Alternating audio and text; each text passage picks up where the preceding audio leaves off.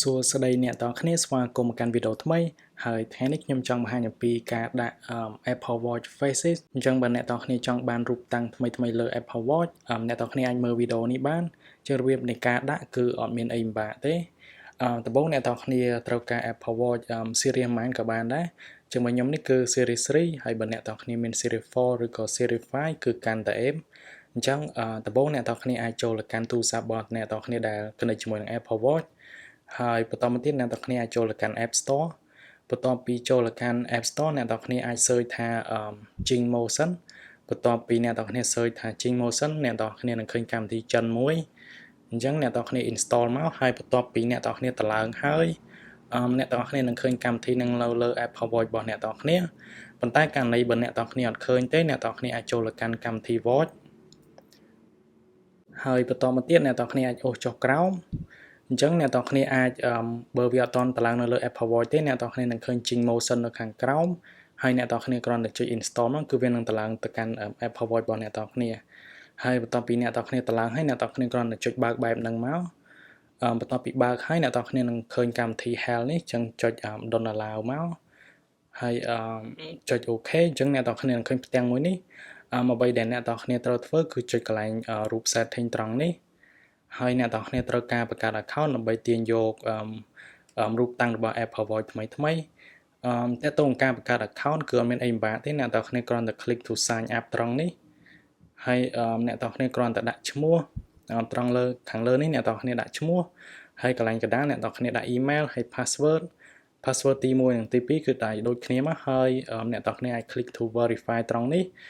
វានឹងឲ្យរើសអញ្ចឹងអ្នកទាំងគ្នាគ្រាន់តែអូសអារូបនឹងឲ្យវាបាន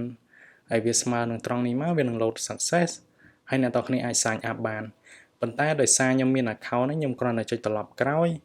ហើយខ្ញុំ log in direct មកអញ្ចឹងខ្ញុំអាច log in ជាមួយ account ដែលខ្ញុំបានបង្កើតមុនហ្នឹងហើយខ្ញុំបាន log in ជាមួយ account របស់ខ្ញុំហើយអញ្ចឹងដើម្បីទាញយករូបតាំងដាក់ Apple Watch អ្នកទាំងគ្នាអាចចូលទៅកាន់កន្លែង Face Store ត្រង់នេះហើយបន្តមកទៀតអ្នកទាំងគ្នានឹងឃើញ Apple Watch ជាច្រើនការដាក់រូបតាំងជាច្រើនប៉ុន្តែភាគច្រើនក្នុងនេះគឺអស់លុយអញ្ចឹងដើម្បីយក free អ្នកទាំងគ្នាក៏ចូលកន្លែង search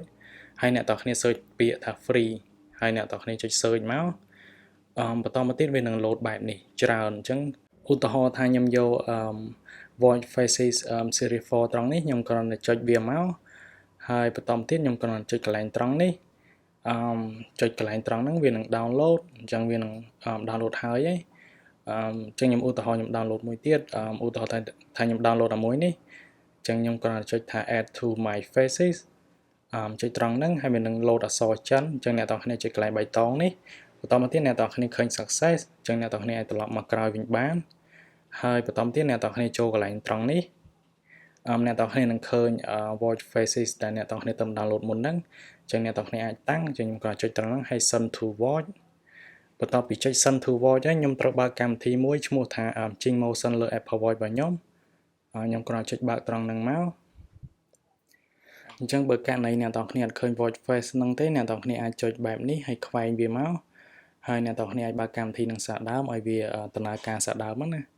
អញ្ចឹងដូចអ្នកទាំងគ្នាបានឃើញខ្ញុំបានដាក់ watch faces ពី series 4មកដាក់លើ series 3ជាធម្មតា series Apple Watch Faces របស់ series 4មិនអាចដាក់លើ series 3បានទេប៉ុន្តែបន្ទាប់ពីយើងប្រើកម្មវិធីនេះយើងអាចដាក់បានហើយអ្នកទាំងគ្នាអាចប្រើរូបផ្សេងៗបានជាខ្ញុំឧទាហរណ៍មួយនេះទៀតខ្ញុំក៏ send to watch ហើយខ្ញុំក៏ចាំត្រង់នេះមកបន្ទាប់ពីហើយវានឹង update ខ្លួនឯងចឹងអ្នកទាំងគ្នាគ្រាន់តែចាំវាឲ្យ load 100% មកអញ្ចឹងវានឹងដូរដោយដែលអ្នកទាំងគ្នាបានឃើញ